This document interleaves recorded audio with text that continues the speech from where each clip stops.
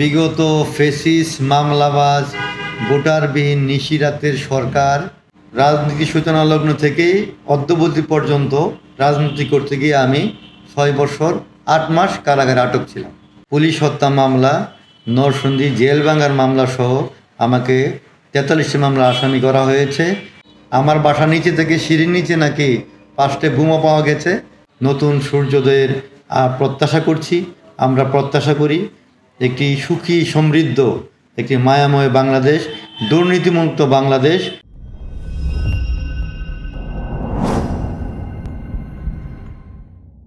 আমি মহসিন হোসেন বিদ্যুৎ, বাবা অবসরপ্রাপ্ত ফুড ইন্সপেক্টর আবু তাহের, বাসা 34 পশ্চিম ব্রাহ্মণদী, বাসার পাশেই নরসিংদী সরকারি কলেজ। নরসিংদী সরকারি কলেজের সবুজ চত্বর থেকেই আমার রাজনীতির সূচনা। ব্রাহ্মণদী KKM সরকারি উচ্চ বিদ্যালয় থেকে 1989 সালে SSC পাশ করে নরসিংদী সরকারি কলেজে পদার্পণ করেই আমার রাজনীতির সূচনা।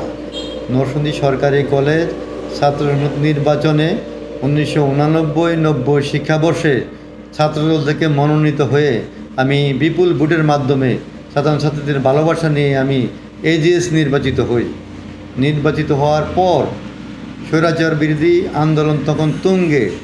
নরসিংদী জেলা বিএনপির তৎকালীন সভাপতি মরহুম শামসুদ্দিন আহমেদ এসাক এবং সাধারণ সম্পাদক মরহুম আব্দুল হামিদের নেতৃত্বে স্বৈরাচার বিরোধী আন্দোলনে সক্রিয়ভাবে অংশগ্রহণ করি। পরবর্তী পর্যায়ে বাংলাদেশ জাতীয়তাবাদী ছাত্রদল নরসিংদী সরকারি কলেজ শাখার সভাপতি নির্বাচিত হই। তার পরবর্তী সময়ে সাধারণ ছাত্রছাত্রীদের ভোটে নরসিংদী সরকারি কলেজের GS নির্বাচিত হই। 2018 সালে আমি নরসিংদী জেলা যুবদলের সভাপতি নির্বাচিত হই এবং কিছুদিন পরে আমি বাংলাদেশ জাতীয় যুবদল কেন্দ্রীয় নির্বাহী কমিটি সাইফুল আলম নীরব এবং সুলতান সালাউদ্দিন টুকুর কমিটিতে আমি ঢাকা বিভাগের সহসাংগঠনিক সম্পাদকের দায়িত্ব পালন করি।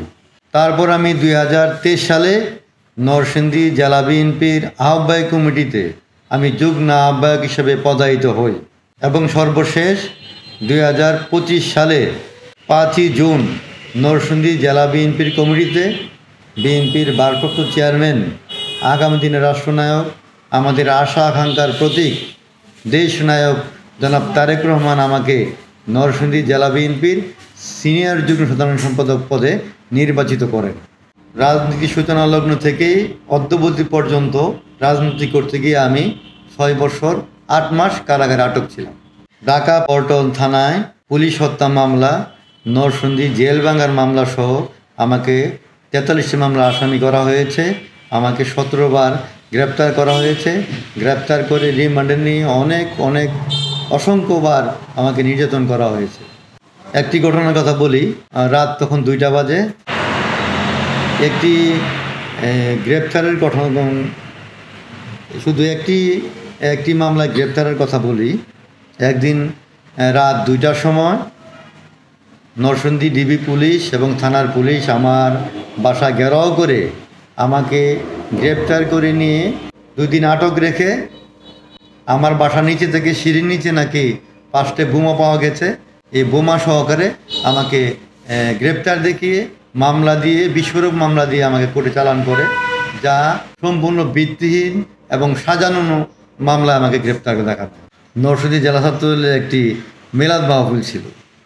সেই মিলাদ মাহফিলে আমাকে অতিথি করে দাওয়াত দেওয়া হয়েছিল। আমি যথারীতি সেই মিলাদ মাহফিলে যাই। সেই মিলাদ মাহফিলে চলাকালীন সময়ে নরসিংদীর SI অভিজিৎ শাহ নামে একজন দারোগা ছিলেন। উনি মিলাদ মাহফিল চলাকালীন সময় এই কমিউনিটি সেন্টার ঘেরাও করে আমাকে গ্রেপ্তার করে থানায় নিয়ে যায়। আমাকে মিলাদ মাহফিল করতে দেয় নাই। থানায় নিয়ে আমাকে বিভিন্ন অস্ত্র মামলা এবং ইয়াবা মামলার হুমকি দেখিয়ে আমার ছোট ভাই ব্যাংকের অফিসার, তার কাছ থেকে 50,000 টাকা গ্রহণ করে মিথ্যা মামলার ভয় দেখিয়ে এবং আমাকে কোর্টে চালান করে। বিগত ফেসিস মামলাবাজ ভোটারবিহীন নিশিরাতের সরকার একটি দুর্নীতিবাজ সরকার ছিল। সে আমলে সারা বাংলাদেশে দুর্নীতি, লুটপাট, ভোটের অধিকার হরণ করা হয়েছিল, জনগণ তাদের ভোট দিতে পারে না। সর্বোপরি ছাত্র জনতার বৈষম্যবিরোধী আন্দোলনে অনেক ছাত্র জনতা তাদের জীবনকে বিলিয়ে দিয়ে, জীবনের মায়া ত্যাগ করে, বুলেটকে আলিঙ্গন করে এই স্বৈরাচারের পতন ঘটিয়েছেন। আমি তাদের বিদেয়ী আত্মার মাগফিরাত কামনা করি। হাজার হাজার ছাত্র জনতার আত্মত্যাগের বিনিময়ে আজকে আমরা কি নতুন বাংলাদেশের স্বপ্ন দেখছি, নতুন সূর্যোদয়ের প্রত্যাশা করছি। আমরা প্রত্যাশা করি একটি সুখী, সমৃদ্ধ, একটি মায়াময় বাংলাদেশ, দুর্নীতিমুক্ত বাংলাদেশ, একটি জনগণের ভোটের অধিকার প্রতিষ্ঠা হোক। জনগণ তাদের ভোটাধিকার নির্বিঘ্নে, নিঃসংকোচে, স্বাধীনভাবে যাকে খুশি পছন্দ হবে যোগ্য প্রার্থীকে ভোট দিয়ে একটি গণতান্ত্রিক সরকার প্রতিষ্ঠিত হবে, সেটা আমি প্রত্যাশা করি।